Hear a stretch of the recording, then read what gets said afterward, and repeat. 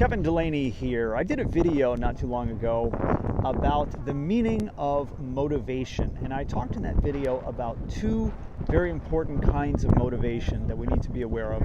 Motivation toward something versus motivation away from something. The first kind of motivation we can call motivation by inspiration. In other words, you have a positive vision of something, something that you are looking to accomplish, something that is appealing to you, exciting to you, and you feel drawn toward it. The other type of motivation is motivation away from. We can call this motivation by fear or motivation by avoidance. It's something that we're looking to avoid in our lives. Again, we have an image, we have an idea, something that is unpleasant, something that is frightening or whatnot, and we move away from it. And I said in that video, all motivation involves some motivation away from something and some motivation towards something. However, generally in our lives, we tend to have a certain kind of motivational style. We tend to be habitually, you might say, motivated toward things or motivated away from things. I also said in that video that myself, I tend very, very strongly, certainly with any kind of long-term kind of situation, to be motivated toward things, and motivation away from things doesn't have much sway over me. It doesn't really affect me very much. I mentioned there also that when I was in school, a lot of people use this kind of tactic of basically trying to scare you. This is why you need to buckle down, you need to do well in school, you need to get good grades, you need to go off to college and get a degree and so on and so forth. Why? Why should I do that? Why must I do that? Because if you don't, bad things will happen. Terrible, terrible consequences will befall you, as opposed to here's a positive vision of what you can do and what your life can be like. And I said that first type of motivation, again, motivation away from something, I cannot commit myself to a program in life based on avoidance. It just doesn't work for me. But what's fascinating to me is that for so many people it does, or it seems to. It does seem to work for an awful lot of people. And I was reminded of, and I sought out a scene from the very first episode of the Cosby Show, and I would urge you to seek out this scene. Maybe you've seen it, maybe you haven't, but first of all, it's one of the best scenes in sitcom history. It really is a really well done, well written scene from every standpoint. It's well acted, it's well written. There's actually two parts to the scene, and the second part has a wonderful turnaround. It's a very unexpected moment where Cliff, the father who's talking to his son Theo, he kind of bursts out with this kind of very unexpected rant toward the son about the whole issue is that the son is getting bad grades in school. He's getting D's in school. And Cliff now his father is in the bedroom with him sitting down, and they're talking about this, and the son says, well, why do I need to get good grades in school? I just want to be like regular people. I just want to be a regular person in my life. And a regular person is a person who, doesn't, have some highfalutin degrees and, doesn't have some super high paying job, but, just kind of gets by. And what's interesting is that Cliff takes a certain tack. It's a very interesting tack. He takes money out of a Monopoly game, and he gives Theo a certain amount of money, based on what Theo says he could make in a month. And then one by one, Cliff starts taking the money away. And again, the whole idea is, you say you're going to be a regular person and you're going to earn, X amount of dollars a month. Well, let me show you how quickly you're left with nothing. Let me show you, okay, well, you've got your rent. And by the way, they mentioned this, I don't remember what it was like $250 a month for an apartment in Manhattan. Yeah, you're never going to see that again, that's for sure. This was, I think, 1984. It was the very first episode of The Cosby Show. But the whole thing is, again, you're going to have to pay rent. You're going to need, you're going to need to eat. You're going to need clothes. You're going to need all these things. And one by one, he starts taking the money away until Theo is left with nothing. Then in the second part of the scene, there's this big moment, and I won't give it away if you haven't seen it, but suffice it to say, Cliff really kind of lays into Theo at that point. And he really says, like, look, basically he actually says, you're going to do this because I said so. So the whole thing is, in fact, the very first thing he says to Theo when he comes into the room, he says, so, you've been getting D's in your classes. How do you expect to get into college, right? So in other words, if you keep getting bad grades, you're not going to be able to get into college. So again, it's fear of loss, trying to instill fear of loss in him. And it's not working on him. He actually says, then I don't want to go to college. I'm not going to go to college. So that tactic isn't going to work on me. So that's when Cliff then gets the Monopoly money and goes through his little exercise with him and shows him, look, if you don't presumably get a college degree, then this is what you're going to deal with. Of course, it's a kind of a non sequitur because he doesn't give any evidence as to why this would necessarily be the case if you didn't have a college degree.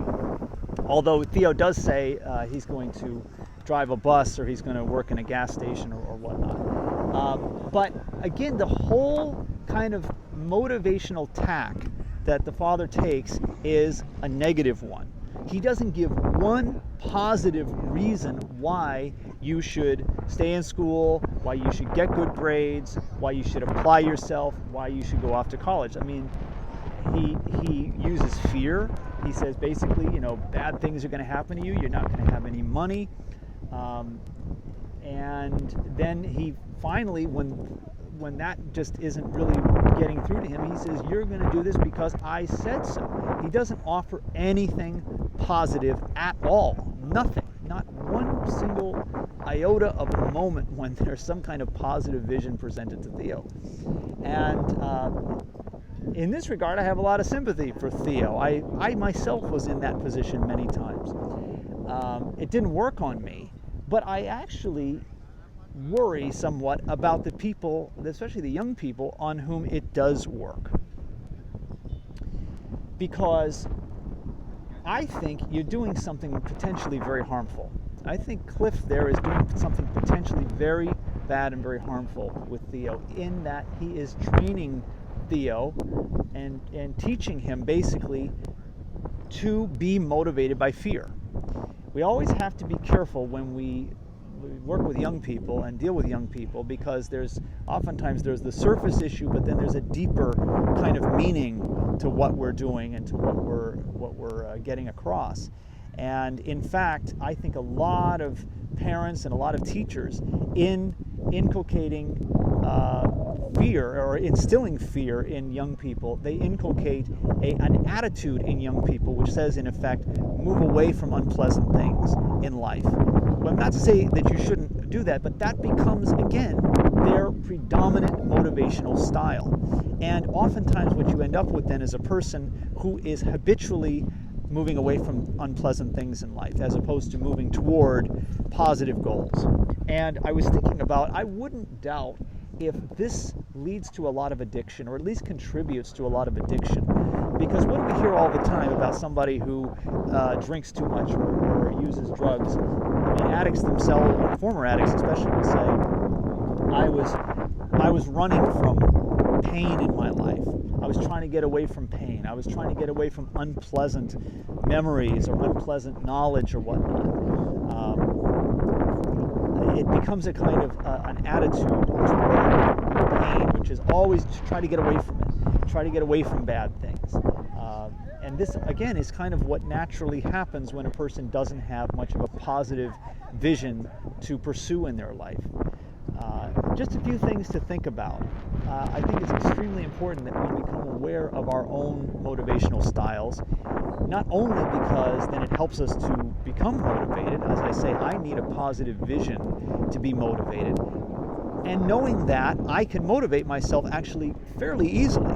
I can create visions in my mind that are very compelling, very exciting, very interesting, and they really do propel me forward and make me want to take action to pursue them. Like I said, short term, a negative motivation, sure, I'll jump out of the way of the train, but long term, I can't commit myself to going to school every day, undertaking some kind of job, some kind of career, whatever it is, unless I have a positive vision. The negative doesn't work for me. Like I said, it does work for a lot of people. Ask people why they work. And how many people are going to tell you, I need money, And always ask them then, well, what if you don't have money? What happens if you don't have money? Well, then I can't pay my bills. And what if you don't pay your bills? Well, they're going to come take the car away. They're going to take my house away. I could be sued by the credit card companies. Well, so what? Well, if I lose my house, then I'll be homeless. And it's all negative. It's all things I don't want, moving away from negative things. That's why I go to work every day, day after day after day after day, to avoid bad consequences. And I'm not saying that anything that they said there, everything I just said, I'm not saying it's not true. It may absolutely be true. But there are also people, if you ask them, why do you work? Why do you go to work every day? You work 5 days a week, 8 hours at least every day. Why do you do it? Some people will tell you, I love what I do. I find it very interesting. I love the challenge of my work. I love the people that I get to work with. I learn something new all the time. They'll go on for 20 minutes telling you about how much they enjoy their work, how much their work means to them, the role of work in their life, and they never once mention money. Oh, sure, they get paid. Oh, yes, they may get paid even very well. In fact, oftentimes people who talk like that get paid very well. The people who work for money often don't make a whole lot of money. That's the reality of it. And that's something, again, I wish that Cliff could get across to Theo. If the whole reason why you are going to school and the whole reason why you then get a job and you work, not only is that a kind of a miserable life, I think, but oftentimes, again, people who have that kind of motivation are not really, really successful. So just a few thoughts to think about. You tell me what you think. Leave a comment. I'll talk to you later.